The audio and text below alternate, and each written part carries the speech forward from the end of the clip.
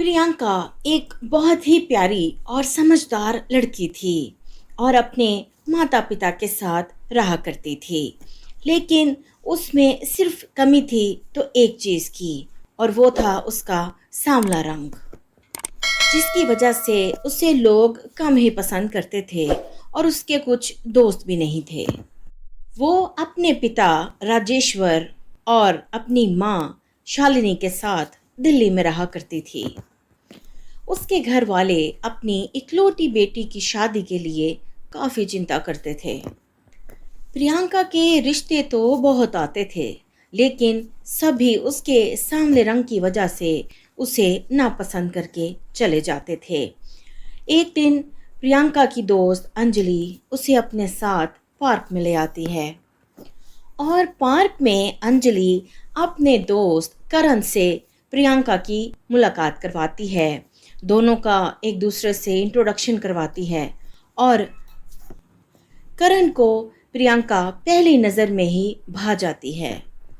दोनों बैठकर बातें करने लगते हैं और बातें करते करते ही अच्छे दोस्त बन जाते हैं। क्या नाम है मैडम आपका? जी, मेरा नाम प्रियंका है। Oh wow, what a nice name you have. Seriously, you think so? या बिल्कुल। मेरा कहने का मतलब है कि आपका नाम आपकी पर्सनालिटी के हिसाब से काफ़ी सूट करता है। अरे, कहीं ये मेरे सांवले रंग का मजाक तो नहीं उड़ा रहा? आप सीरियस सच कह रहे हैं? जी हाँ, बिल्कुल। मैं कभी भी किसी का दिल रखने के लिए कुछ नहीं कहता।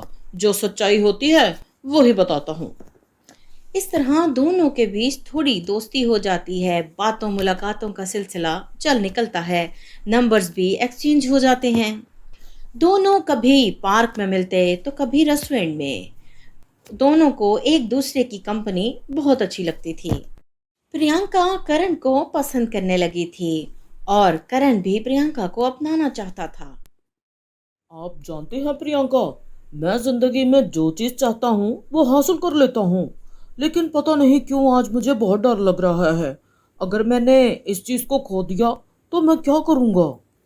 लेकिन वो चीज़ है क्या जिसे खो देने से आप डरते हैं? आप।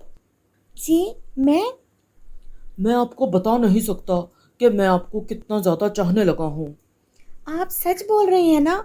आप मजाक तो नहीं कर रहे मुझसे? ऐसा ना हो कि पहले आप मुझे ख्वाबों की दुनिया में ले जाएं और फिर आप मेरा साथ ही छोड़ दें। आपको मैंने बताया था ना कि मैं वही बोलता हूँ जो करता हूँ और जो सच होता है। हाँ, मैं भी आपको बहुत ज़्यादा चाहने लगी हूँ, पर मैंने कभी आपसे कहा नहीं, क्योंकि मुझे लगता था आपको कोई बहुत ही सुंदर सी मॉडर्न सी लड़की चाहिए होगी। मेरे जैसी तो बिल्कुल नहीं। ये आप कैसी बातें कर रही हैं? ऐसा कुछ नहीं है। I love you Karan. I love you too मेरे ख्वाबों की परी। आखिरकार दोनों एक दूसरे को अपने दिल की बात बताकर शादी का फैसला करते हैं और कुछ ही दिनों में दोनों के परिवार की सहमति से बड़ी धूमधाम से दोनों की शादी हो जाती है। कुछ महीने यूं ही गुजर जाते हैं और प्रियंका अपने ससुराल की जिम्मेदारियां बहुत अच्छे से संभाल लेती है, लेकिन उसका सांवला रंग उसकी सास को कुछ नहीं भाता था। उसे हर वक्त तानों का शिकार बनाया जाता था, क्योंकि उसकी सभी सहेलियों की बहुएं काफ़ी गोरी, सुंदर और स्टाइलिश थीं। इसीलिए उसे अपनी बहू का सांवला रंग भाता नहीं था और उसे देखकर बहुत गुस्सा हो जाती थी और उसे ताना देने का कोई भी मौका हाथ से जाने नहीं देती थी। फिर एक दिन, अरे बहू, हमें आज शाम को मेरी एक दोस्त के घर पार्टी में जाना है, तो ज़रा अच्छे से तैयार हो जाइयो। और ये जो तेरा काला चेहरा है ना, इसको छुपाने के लिए अच्छा खासा कोई मेकअप कर लियो। माँ जी, ये आप कैसी बातें करती हैं? आप हर वक्त मेरे रंग को लेकर मुझे क्यों कोसती रहती हैं? मैं आपकी बहू हूँ, बेटी जैसी हूँ, फिर भी आप ऐसा रवैया करती हैं मेरे साथ। अरे, अभी तो मैंने तुझे कुछ कहा ही नहीं। अगर मैं कुछ कहने पे आई ना तो तू इस घर की बजाय बाहर सड़कों पर भीख मारती हुई नजर आएगी। हाँ, चुपचाप चल के यहाँ से तैयार हो जा, नास पिट्टी कहीं की। प्रियंका ये बातें सुनकर चुपचाप वहाँ से चली जाती है। कुछ ही देर के बाद तैयार होकर नीचे आती है और दोनों सास बहू घर से निकल जाती हैं।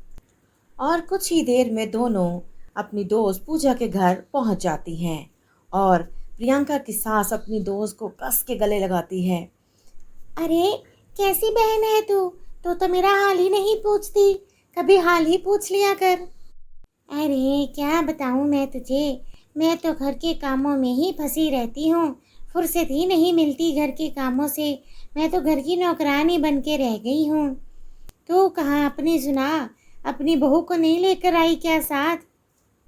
अरे हाँ हाँ लाई हूँ अपनी बहू को। मेरी बहू देख कितनी संस्कारी, बहुत अच्छी लड़की है। अगर कुछ कह भी दूँ ना तो पलट कर जवाब नहीं देती। जी नमस्ते आंटी जी। हाँ हाँ बेटी नमस्ते, कैसी हो? ये तुम्हें तंग तो नहीं करती? अरे नहीं नहीं आंटी जी, बिल्कुल तंग नहीं करती। माँ जी तो बहुत अच्छी हैं, मेरा बहुत ख्याल रखती हैं। जब से शादी होकर मैं आई हूँ, मुझे कभी लगता ही नहीं है कि ये मेरा ससुराल है। मुझे यही लगता है कि मैं अपने मैके में ही हूँ। अरे वाह वाह, खुश रहे बच्चा, बहुत अच्छी बच्ची है, शाबाश। जी आंटी जी, खुश तो मुझे रहना ही है। जिस लड़की के पास मेरी सास जैसी सास हो, वो कैसे खुश ना रहे भला। अपने बारे में इतना अच्छा बोलते हुए सुनकर सुनीता की तो आंखें भर आती हैं और वो दिल में कहती है, कितनी अच्छी है ये, मैं इसे कितना बोलती हूँ, फिर भी इसने मेरी एक बुराई नहीं की। अरे सुनीता, कहाँ खो गई तू? नहीं नहीं कुछ नहीं। और बस कर दे प्रियंका, कितनी तारीफें करेगी अपनी सास की तू। यार सुनीता, तू तो बड़ी गुणी है, तुझे इतनी अच्छी बहू मिल गई और एक हम हैं जो बहू के हाथों नौकर बने पड़े हैं। सच कहते हैं लोग, सूरत से ज्यादा सीरत अहम होती है, जो तेरी बहू के पास है। अरे हाँ पूजा, ठीक कह रही हो तुम। सूरत का क्या हमने अचार डालना है? और खुशकिस्मत तो मैं हूँ, मैंने ज़रूर कोई अच्छे काम किए होंगे जो मुझे प्रियंका जैसी बहू मिली है। ऐसे ही कुछ समय वहाँ बिताकर इकट्ठे खाना खाकर दोनों सास बहू घर वापस आ जाती हैं और घर आकर सास अपनी बहू से कहती है, बेटा प्रियंका, तो मुझे माफ़ कर दे मेरी बच्ची। मैंने जो भी आज तक तुझे कहा उस सब के लिए मुझे माफ़ कर दे। अरे नहीं माँ जी, आप ऐसे बोलकर मुझे शर्मिंदा मत कीजिए।